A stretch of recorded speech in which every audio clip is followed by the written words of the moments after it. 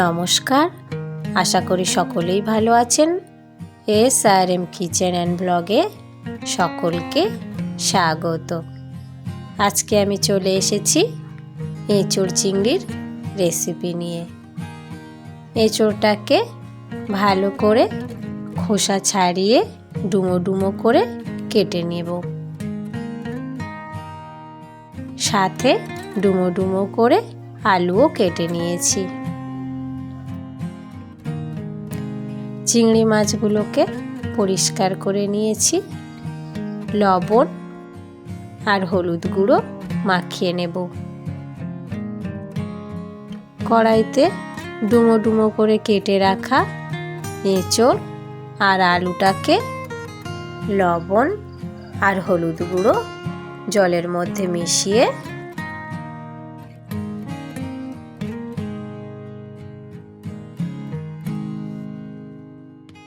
ঢাকা চাপা দিয়ে সিদ্ধ করে নেব।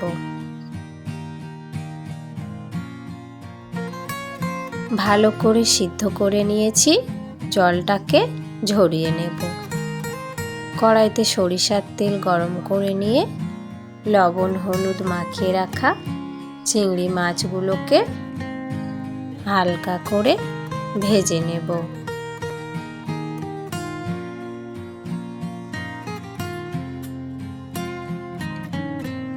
হালকা একটু ভেজে নিয়েছি, এবার তুলে রেখে দেব। কড়াইতে পরিমাণ মতো সরিষার তেল দিয়ে দিলাম।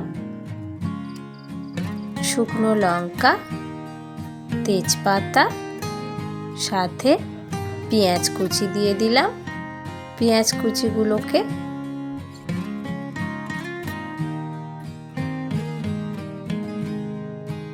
হালকা একটু ভেজে নিয়ে টমেটো কুচি দিয়ে দিলাম।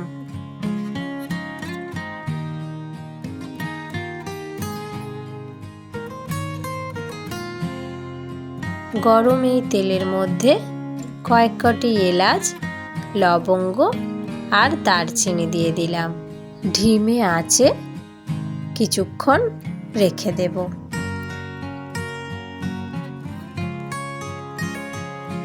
এদিকে একটি মশলা বানিয়ে নেব।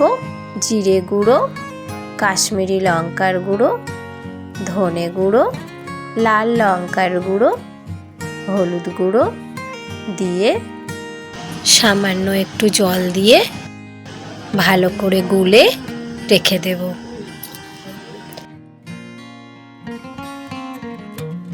এদিকে মশলাটি খুব সুন্দরভাবে ভাজা ভাজা হয়ে এসেছে, সুগন্ধ ছাড়তে শুরু করে দিয়েছে।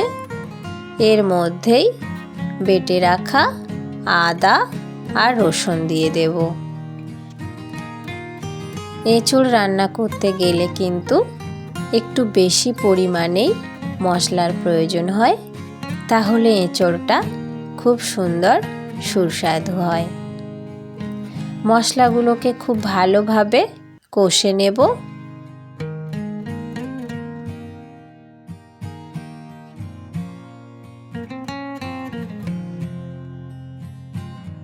দেখুন, মশলা দিয়ে তেল ছাড়তে শুরু করে দিয়েছে। এবার জল দিয়ে গুলে রাখা গুঁড়ো মশলাগুলোকে দিয়ে দিলাম। আরও একটু কিছুক্ষণের জন্যে নাড়াচাড়া করে নেব।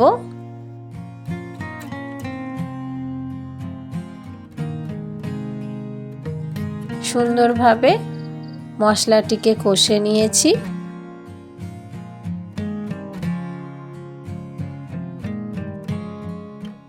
সিদ্ধ করে রাখা এঁচোড় আর আলুগুলোকে দিয়ে দিলাম। আবারও একটু কষে নেব।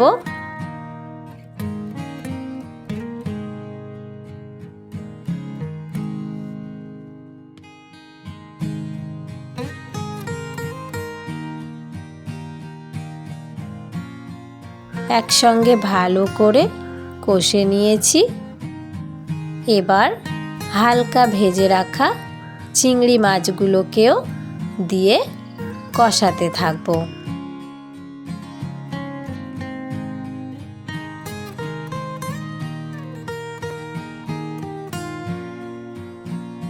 দিয়ে দিলাম স্বাদ মতো লবণ, স্বাদের ব্যালেন্সের জন্যে হালকা একটু চিনি।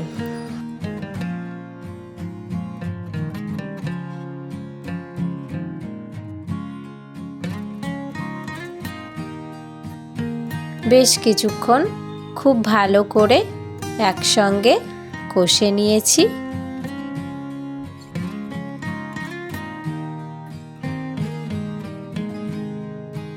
অল্প পরিমাণে গরম জল দিয়ে দিলাম।